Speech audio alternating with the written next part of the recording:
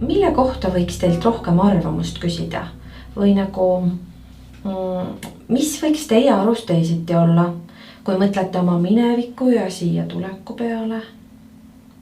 Kui nagu on mingi muutus tuleb, siis tuleks nagu rääkida, et nagu teaks, mitte lihtsalt nagu ei tule ja siis ei tea nagu mitte midagi ja siis pärast ei meeldi. Mis sa mõtled selle all? Noh, kui tuleb elus mingi muutus, sa elad kuskil ja siis sa pead kuskile mujale minema elama, nagu peres või niimoodi. Et sa lähed teise perre ja siis tuleb rääkida, et sa tead, kuhu sa lähed või et nagu sa üldse ei tead, et sa pead ära minema ja siis sa nagu tead, mitte et sa peaks lihtsalt nagu, et sind viiakse ja sa ei taha seda, et nagu peaks küsima ka, isegi kui sa ei saa jääda, siis ikkagi nagu ise võid küsida, et kas nagu võin jääda või pean minema.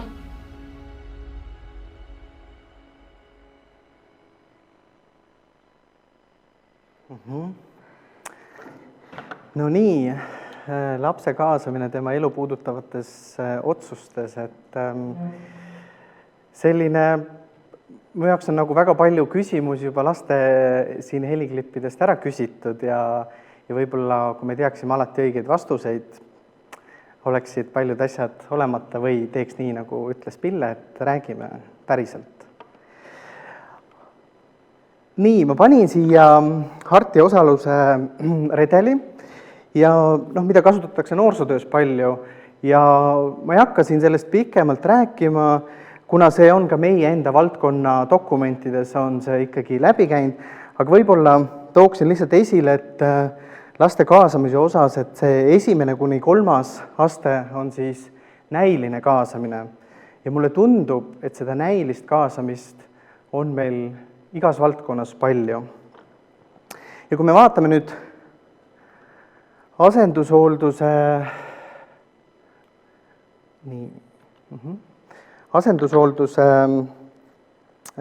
lapsi ja sellega seonduvat, siis ma olen mitme noorega ennem tänast kohtumist arutlenud selle üle ja ka töötajaga, et need küsimused, mis mul on tekkinud, ei ole siis ainult nii-öelda Tallinna lastekodu puhul, et kui laps ei tea oma arengulugu, võib ta vähem siis huvituda oma sellest siis oma elus toimuvast ja see väga tihti asendushooldusel põhjustab just käitumisprobleeme, sest et laps tihti ei saa aru ega ei koge, et miks on nii või naa. Ja kui siin oli ennem ka küsimus, et kui ma ei tea, kui ma ei tea õigeid vastuseid, aga et kui ma olen huvitatud sellest lapsest ja suhtun temasse lugupidavalt, siis koos me kindlasti leiame selle õige tee või lahenduse. Ja võib-olla üks oluline teema veel, et kui, kas mina ka täiskasvanuna saan aru, miks mina nii käitun. Et kui on mingid olukorrad, kus mina ägestun, et miks mina käitun, mis see minu lugu on ja kuidas minu enda lugu toetab seda last, kellega koos ma kasvan. Ja kui me räägime lapse kaasamisest, siis laps ju ei ela enamasti omal vabal tahtel asenduskodus. Et eraldamine on toimunud ikkagi ju tema tahte vastaselt. Ja kuidas kaasata, kui see pole olnud tema valik? Et kui me vaatame asendushooldusel või asenduskodudes lapsi, siis meil on väga palju erikoolides õppivaid lapsi. Ja tihti ka need koolivalikud on tehtud juba lapse eest, sest et ega valikut väga palju ei ole. Ja kui nüüd mõelda asenduskodu lapsele ja teemale kaasamine, et kas laps saab valida asutust, kuhu ta elama suunatakse või hoolduspere. Kas ta saab valida elu koos õdede ja vendadega? kas ta saab valida, kellega ta ühes toas on või kas ma üldse tahan oma tuba kellegagi jagada? Kas ta saab valida lastekaitset või perevanemat? Kas ta saab valida adekvaatset ravi, kui me räägime, et psühhiaatriline abi saamiseks ma pean ootama 3 kuud ja siis see arsti vastuvõtt kestab 15 minutit. Ja muidugi alati küsimus ka, et kas minul perevanemana on piisavalt aega ja energiat näiteks 6 erivajadusega lapsega peres kõigi jaoks piisavalt ja pühendununa. Et kui palju me asendushooldusel saame lapsi päriselt sisuliselt kaasata või on hoopis süsteem ise, mis loob piiranguid. Et kui me räägime, et laps on paigutatud asenduskodusse, mis on selle lapse jaoks uus kodu. Kodu on koht, mis peaks olema kodune, turvaline ja koht, kus see laps olla tahab. Kes meist ei tahaks olla omas kodus? Samas ütleb riik, et kõik asendushooldusel asenduskodus elavad lapsed on pereootel. Tekib selline arusaamatu olukord, et mis on need sõnumid, mida me saadame nendele lastele. Ja kui vaadata siia nüüd kohaliku omavalitsuse vaade, siis kohalik omavalitsus näiteks ütleb mõne lapse puhul, aga siin, sinu juures on sellel lapsel turvaline hea olla. Et ma ei otsi sellele lapsele hooldusperet ja ega neid ju eriti ei olegi. Üks väike lugu, mis on seotud meie asenduskoduga, Tallinna lastekoduga. 2 poissi, 2 õde tulid teenusele. Nad mäletavad, poisid tulid meie juurde, et poisid mäletavad, et tulid mingid ametnikud ja viisid ära neid. Ja nende õed läksid hooldusperesse, aga nemad on meil. Ja keegi pole isegi arutlenud nendega sellel teemal, et kas neil oli valik koos õdedega kasvada või et miks nad ei saa koos õdedega kasvada. Ka kooli valik oli ära tehtud, sest tõesti meil ei ole neid koole väga palju. Siis lapsel tekkis või nendel lastel tekkis kontakt perevanemaga ja siis perevanem läks töölt ära. Loomulikult lõppkokkuvõttes see töötaja käib ju tööl, tuli uus perevanem ja ka see on tänaseks lahkunud. Ja üks hiljutine juhtum, kus üks poistest värvis oma juuksed ära täpselt sellist värvi, nagu talle endale meeldib, ja siis ta sai oma bioloogilise isa käest pragada. Ja kui siis küsida nende laste käest, et mis on see, mida sina tahad? Ja laps ütleb, ma tahan koju. Okei, täna ei saa sa minna oma bioloogilise pere juurde. Et mis on see, mida sa siis tahad? Ja lapse vastus on endine, ma tahan koju. Ja kohalik omavalitsus ütleb, et hooldusperet me sellistele lastele ei leia. Ja harvad ei ole ka ju olukorrad, kus väiksemad lapsed kasvavad sünniperes ja just suuremad on asenduskodus.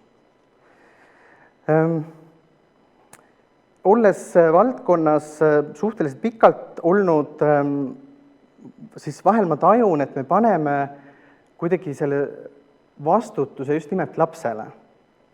Sellepärast, nagu Pille ütles, et vahel meil nii on lihtsalt turvaline ja tegelikult ka ju nende kaasamise võimalikkuse eest samamoodi. Lihtsalt üks näide, et ühe uuringu jaoks fookusgrupi intervjuusid läbi viinud inimene tõi välja, et need intervjuud nende noortega olid väga põnevad, sisukad ja huvitavad, et tahaks neid veel kuidagi kaasata, aga aega selleks ei ole. Ja muidugi on küsimus ka see, et kas me oskame noori kaasata, et kaasamine tähendab ju ka noortes huvi tekitama. Et see, et meid vanu inimesi inspireerib tööaja sees argipäeviti filosofeerida erinevatel teemadel, ei tähenda, et see noorele peaks sobima. Et noorte kaasamine eeldab kuidagi, et nende jaoks atraktiivseks tegemist. Ja loomulikult see, et meil ei ole kõik hästi, ei tähenda, et keegi peaks süüdi olema või hakkama süüdlast otsima. Et oluline, et kui me teame oma nõrkasid kohti, siis me saame neid parandada.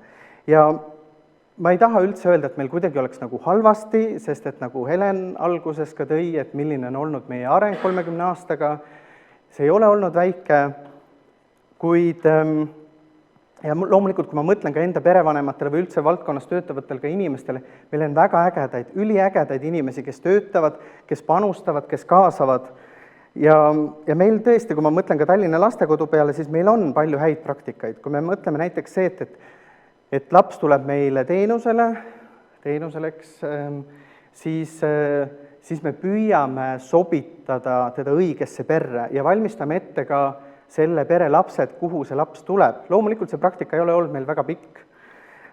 Me oleme loonud uue pere tarvis uue kodu, kus meil tulevad nüüd 3 last, ja kus kõik võrgustiku liikmed ei leia, et need 3 õde-venda peaksid koos elama, et võib-olla see 12-aastane keerulise käitumisega noor võiks olla asutuses ja väiksemad võiks minna hooldusperesse. Täna see otsus tuli nii, et õed-vennad saavad koos elada. Me oleme samamoodi loomas uut noortekodu just nimelt sellistele lastele, keda jälle keegi justkui ei taha. Lähtuvalt just nimelt nende vajadustest, nende keerulise käitumisega toime tulla. Siis kui me vaatame, et laste kaasamine on ka laste arengukavad, et loomulikult mõned on meil hästi, mõned on väga hästi, ka see on üks viis, kus lastega koos unistada ja eesmärke seada.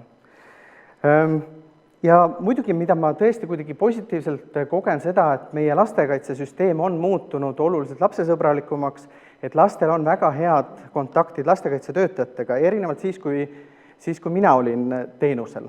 Mina isegi ei kohtunud oma lastekaitsetöötajaga. Jällegi oluline osa, kus ma näen, et see laste kaasamine protsess perekoosolekutena on see, kus on ka riik õla alla pannud, et see on üks väga hea viis, mis aitab lastel siis kogeda seda kuuluvustunnet ja mis tõstab tegelikult ju ka enesehinnangut. Ja mul selles mõttes, kuna ma olen ise 8 aastat töötanud teismelistega Keila noortekodus, kus meil majas oli 14–16 noort ja väga niisugune värvikas aeg oli ja ma kutsuksingi siia nüüd selle noormehe, et kelle puhul mul on au olnud näha arengut ja kasvamist, väljakutseid ja ka seda lõpptulemust.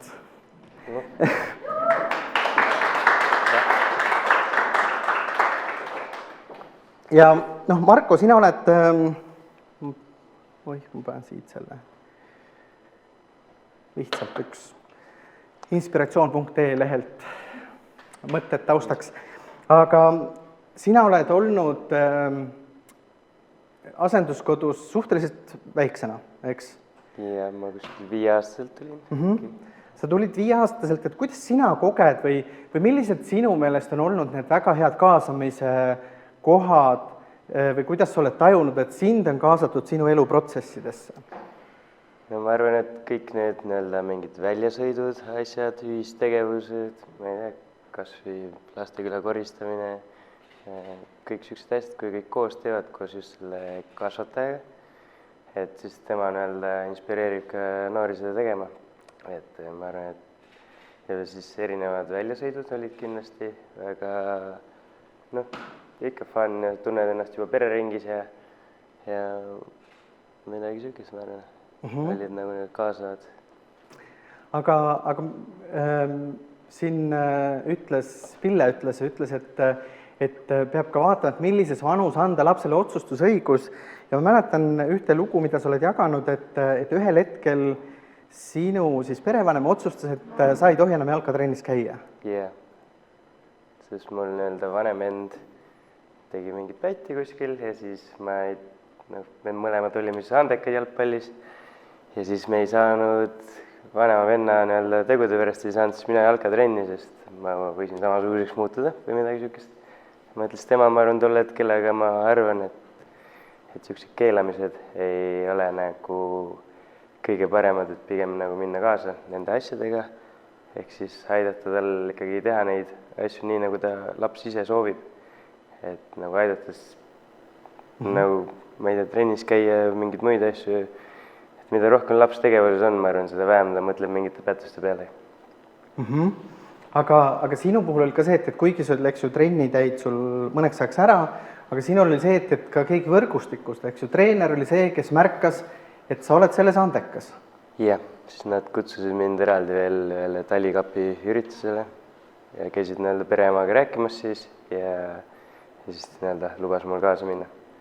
Ja siis jah, tuli väga äge võistlus meil seal. Sorry. Jah. Okei, aga täna sa oled ise treener, sa oled eeskujuks väga paljudele noortele ja noortele ja siis vähem noortele, minuealistele, vanematele natuke. Et kuidas sina treenerina näed, et on võimalik, ma ei tea, kaasata või just nimelt noori kaasata nende enda iseseisva elu siis protsessidest? No üldjuhul ma nagu trennis kindlasti näen neid noori, kellel on siis nii-öelda midagi pahast või ütleme, tunned juba ära kehakeelest ära, et tal on midagi pahast ja siis lähed räägid ja kuidas ma neid edasi aitan, siis ongi, et nad trennis endast maksimumi võtaks, sest inimkeha on suhtlemine veel rohkem, kui nad muidu teevad, ehk siis ma olen niisugune, kuidas ma ütlen, hästi pealesuruv, ehk siis ikkagi võtan nagu viimast nagu nendest treenitatavatest.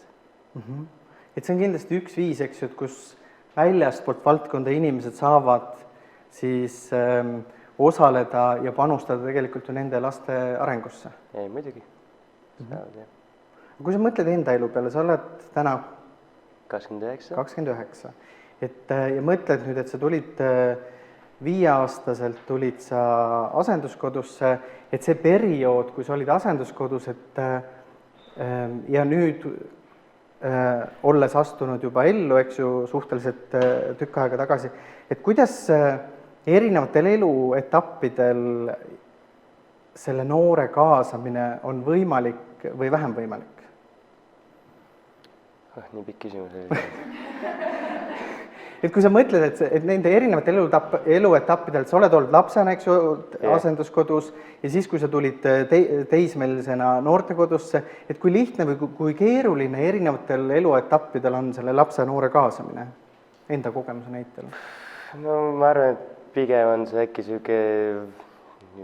vanus võib olla 15-16, et siis ta on piisavalt iseseisvaks saanud juba, ehk siis ta tahab ise asju teha ja ise välja mõelda ja siis proovibki mingeid pahandusi ja asju teha ja ma ei hakka siin vastast ütlema, mis keegi noor võiks teha, aga ma arvan, et see vanus on lihtsalt see, et kus ta tahab olla tema ise nagu ja siis on teda kõige raskem kaasata.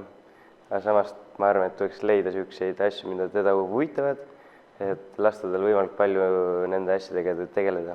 Kas olgu sport või muusika või mis iganes asi, et ma arvan, et see on parim viis, kus teda hoida tegevuses lihtsalt, et ei läheks hulkuma kuskil küla peal. Mis sind on aidanud? Sport. Kõvasti sport. Nii jalgpall kui siis ka taiboks. Ehk siis nendes boksialades ma teen siis 3 erinevat varianti. On taiboks, klassikaline boks ja kickboks. Ja kes vastutab selle eest, või kes peaks võtma selle rolli või vastutuse, et igal asenduskodu lapsel oleks oma treening või oma hobi? Kes peaks võtma? Meelis Kukk äkki. Näitab eeskujuks äkki, siis kaasab lapsi. Et ilmselt on see üks ikkagi oluline roll perevanemal, eks ju. Kindlasti. Aga kui me vaatame jällegi, meil on jagame ju seda kaasvanemlust, kohaliku omavalitsuse kõik muud inimesed, kes on selles võrgustikus, et ka nemad saavad väga palju panustada ja mina mäletan seda, et kui mina olin noortekodus tööl, no ma ikkagi ei talunud jooksmist üldse, ütleme, et sport ei olnud üldse minu jaoks, aga selleks, et noori kaasata ja et nemad osaleseksid, siis ma käisin 2 esimest aastat kepikõnnil 10 kilomeetrit, siis ma käisin 2 aastat 10 kilomeetrit jooksmas ja lõpuks ma käisin 21 kilomeetrit jooksmas. Et ehk, et minu jaoks on olnud see nii-öelda tõesti areng kahepoolne ja see, et noored on mind inspireerinud ja hilisemates vestlustest olen ma aru saanud, et mina ka noori. Kindlasti. Ma veel seda mäletan, kus me käisime, ta käis enne veel jooksmas, me kõik koos käisime siis nii-öelda noortekoos jooksmas. Siis ma mäletan, kus me Meelisel hakkasid põljad valutama, sest ta ei saanudki väga joosta, sellepärast ta neid kepikõnde alguses tegigi, aga siis ta arenes jälle ja lõpuks tegi isegi 21 kilomeetrit ära. Nii, aga küsimusi? Jah. Kõigepealt suur aitäh ja ma arvan, et pigem siin nüüd juba tekib vestlusring kui küsimusring. Kõigepealt mul on meeletult hea meel, et meie 4 oleme näide sellest, kui kaugele jõuavad noored tegelikult päriselt.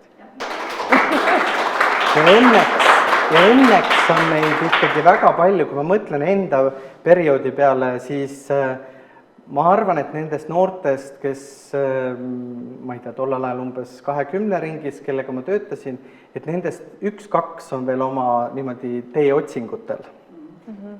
Mul on endal ka meeletult hea meel näha, et tegelikult meie oleme natukene nooremad kui teie, aga mitte nii palju. Et ka meie Kariniga oleme näinud väga palju enda eakaaslasi tegelikult päriselt, et meie oleme nii väike killuke sellest, mida inimesed tegelikult nagu näevad. Et tegelikult, nii palju nutikaid noori on. Tegelikult on. Aga siit ma tahtsin küsida Meelise käest, et mis sa arvad, et kuidas on sinu kogemus aidanud siis mõista üldse lapsi ja kogu nende arengut nüüd selles positsioonis, kus sina oled? See sinu elu, kuidas on see mõjutanud sinu arusaama kogu sellest asjast?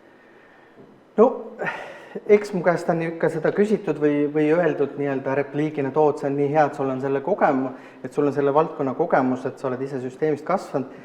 Ja ma vahel mõtlen õudusega, kui mõni asendushoolduse laps läheb õppima sotsiaaltööd, sest minu jaoks elus on palju rohkem kui sotsiaaltöö, et loomulikult sotsiaaltöö ei ole vähetähtis, aga maailmas on väga palju muud ka. Ja ma ei oska öelda, kas nüüd minu kogemus kuidagi annab midagi juurde või vähem, sest et see on olnud minu lugu, minu kogemus, meil kõigil on erinevaid kogemusi elus ja kui ma olen ka koolitajana ja nõustajana kokku puutunud väga paljude erinevate inimestega, siis meil kõigil on tegelikult elus sellised posttraumaatilisi kogemusi, mis mõjutavad meid kogu ülejäänud elu võib-olla. Et need on olnud minu kogemused, aga ma arvan, et võib-olla mis mind on aidanud, on see enda looga sõbraks saamine. Sest et need asjad, mis minu elus on juhtunud, need on juhtunud ja ma olen ääretult tänulik oma vanematele, et just minu ema ja minu isa said kokku, sellepärast kui neid ei oleks sellistena kokku saanud, nagu nad olid, siis ei oleks ka mina sellises elus, nagu ma täna olen. Et ma arvan, see on nagu pigem selline...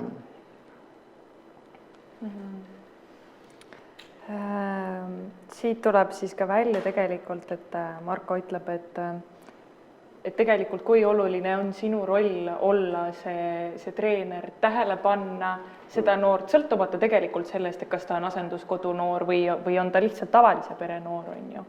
Et kui palju sinu reageerimine, sinu tähelepanu mõjutab ühe noore elu samamoodi, nagu oli ka sinul, kui pandi tähele, et sa oled andekas milleski.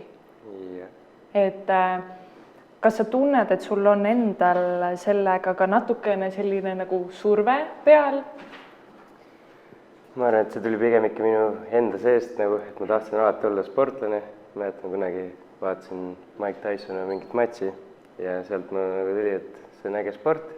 Ja mulle hakkas nii meeldima, sest ma alguses mängisin pikalt jalgpalli ja siis ma proovisin, kuna siis oligi, et meie iga hakkas juba täisjäljaks minema ja siis noorteliigad said läbi, siis see meeskond nagu vajus üldse laiali. Ja siis ma mõtlesingi, et ma tahan kindlasti sporti edasi teha ja siis niimoodi ma oma suurema venna tagant nagu hakkasin siis tegema seda. Sest tema juba eelnevalt tegi seda boksivärki ja siis ma hakkasin ka tegema.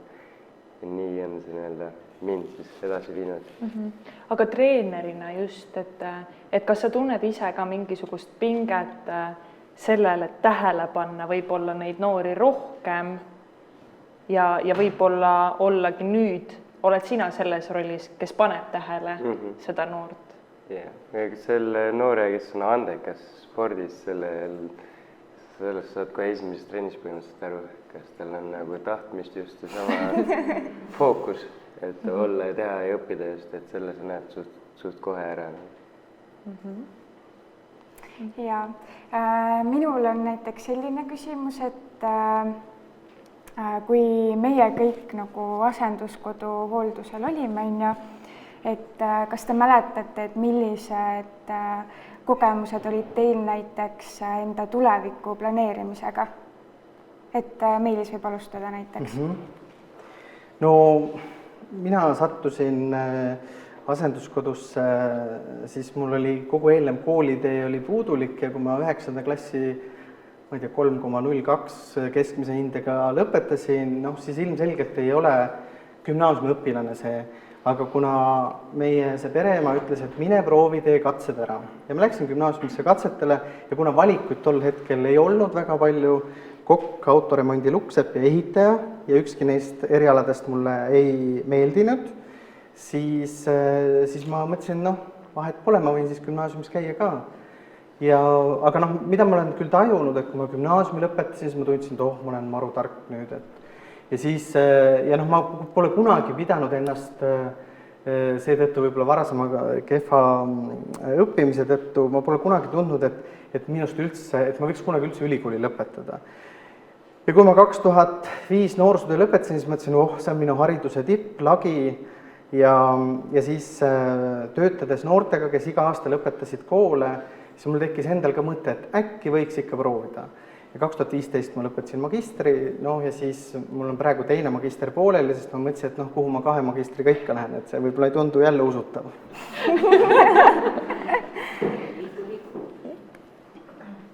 Ja Marko, milline on sinu kogemus? No ütleme nüüd koolis oli ka, et ma ei olnud väga kõige tervam pliiats nii-öelda. Ja siis mäletan, kus mingid õpetajad nagu ütlesid, et sest ei saa põhimõtteliselt mitte midagi sihukest, et on ka sihukesed olukorrad olnud, siis ja nii-öelda aastat hiljem, siis kui nad on näinud, kuidas ma seda sporti teen ja on käinud mu, ma ei tea, poksimatsi vaatamas, siis nad on väga uhked ikkagi selle üle, et ja ma jagan ühte kogemust, kui sa lubad.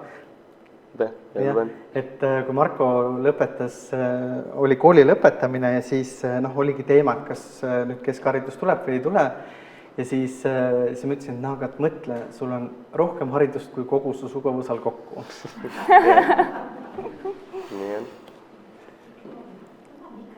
Nii. Võib-olla äkki keegi tahab ka siit küsida veel küsimusi. Ma võib-olla ütlen, et kui võtame seda noorte kaasamise teemat, et ma arvan, et üks nagu hästi oluline märksõna on see, et kõik see tuleb ilmselt ka hästi loomulikult, kui sa päriselt usud ja kui sa päriselt huvitud nendest noortest, et siis on väga paljud asjad, loomulikult see põhjustab nagu sellist pidevat ka südamevalu, sest et kellel on teismelised kodus olnud või kasvavad kodus, need teavad, et see ei ole lihtne aeg ja asenduskodudes on, enamus lapsed on ikkagi teismelised, et see on keeruline aeg. Aga kui sa usud ja kui sa tahad, et siis ja see aeg üle elada, siis tulemused tulevad. Ma korra, kui mikrofon toimib saalis, et küsin Mentimeetrisse tulnud küsimused lihtsalt 2 tükki, et kuna meil ekraaniga täna kuidagi hommikul läks hästi ja siis ta väsis ära. Et Meelis, küsimus on sinule tulnud, et kui oleks üks muudatus, mida sa kohe asendushoolduse valdkonnas teha saaksid, et lastel ja noortel oleks parem, siis mis see oleks?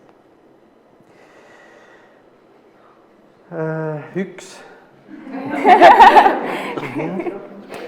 No ja kui see oleks minu võimuses, ma arvan, et ma mingi hulga inimesi vahetaks välja.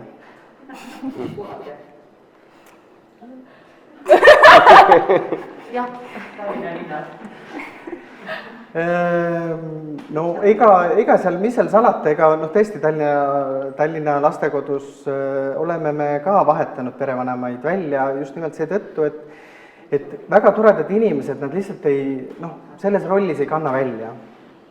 Selge, ja üks küsimus on veel, võib-olla siis Meelis, sina aitad vastata, Marko saab ka kaasa mõelda, et kas kaasamise kunsti oskamine on nooremale põlvkonnale omasem ja lihtsam kui vanemale põlvkonnale?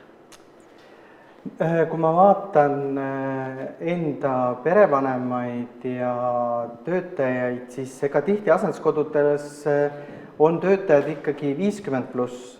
Ma ei tea, kas nüüd 50+ on vanem või noorem, et tänapäeval 50 räägitakse, on uus 30. Et ma arvan, et see sõltub ikkagi inimesest. Ja siin ei ole nagu vanusega, loomulikult tulevad teatud mingid eripärad, et enam ei ole nii palju energiat, et kui ma ise töötasin ka 8 aastat Keilas noortekodus, et ega lõpuks sa tunned, et ei ole sellist eluenergiat nagu esimestel aastatel, et see on nagu võib-olla see erinevus, aga ma arvan, et see ei olene vanusest. Mul küsimus teile mõlemale. Esimene on Meelisele.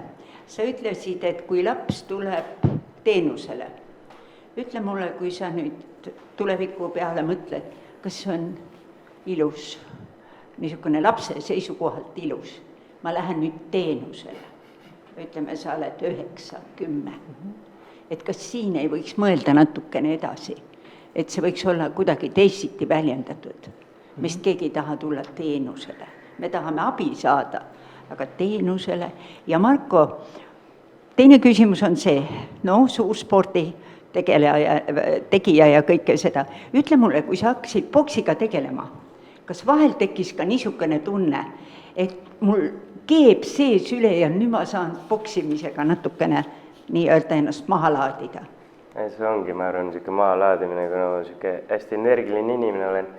See boksitrennis on, ütleme, ka niisama füüsilise vormi jaoks on see väga hea väljaelamiskoht, et kindlasti soovitan. Ma arvan, et see jooks, ma olen iga sporti teinud, et kõik need muud asjad on nagu selle kõrvalt, et nad huvitavad ka, sest sa pead nagu, mõnele näitab mingi kombinatsioone nagu ette, sest nagu, neil on nagu nii raske seda meelde jätta, aga mul endal on see kõik juba nii lihtne, et siis mõne jaoks ongi see nagu mingi matemaatika valem või midagi niisugust, et on nagu nii raske seda kaasa teha. Aga jah, kindlasti on see väljaelamiskoht, jah. Ja kui me räägime, ma ei tea, teenusele tulemisest, teenusele paigutamisest, et võib-olla ongi see, et üks on see, mida me täiskasvanud kasutame, teine see, et kuidas me lapsele seda presenteerime.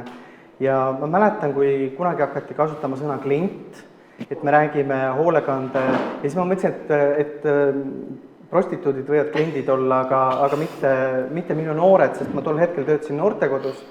Ja mul kuidagi oli see nagu vastuvõetamatu, täna ma ei pööra sellele enam nii suurt tähelepanu, sest ma saan kasutada alati sõna laps või noor ja ka see teenusele tulek, et kõik sõltub see, et kuidas see tuleb. Ja me oleme tõesti, meil Tallinna lastekodus see protsess on niimoodi üsna pikk, mis alati võib-olla ka lastekaitsjatele ei meeldi, või siis kui see laps tuleb meile näiteks turvakodust, et siis ka turvakodule. Just nimelt see tõttu, et meil oleks seda aega harjuda, vaadata, sobitada, et sellel lapsele see tulek oleks võimalikult selline loomulik. Me oleme mõelnud, et tegelikult kui see laps tuleb meile elama, ta võiks täitsa vabalt ka esimene kord tulla oma bioloogilise ema või isaga. Et miks mitte, see on ka üks viis, et kuidas me saame seda kontakti luua, et me ei ole, et kuigi meie ju ei võta seda otsust vastu, et laps perekonnast eraldatakse, siis tihti vanemad tajuvad, et meie oleme kuidagi selle taga.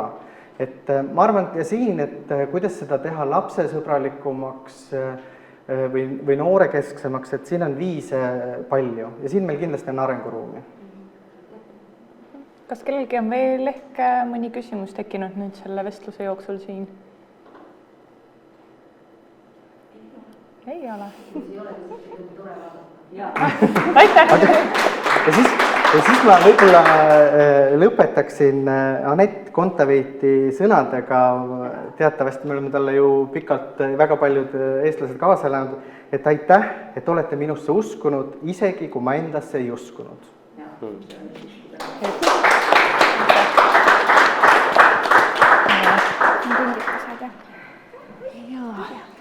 Teeme vahetust.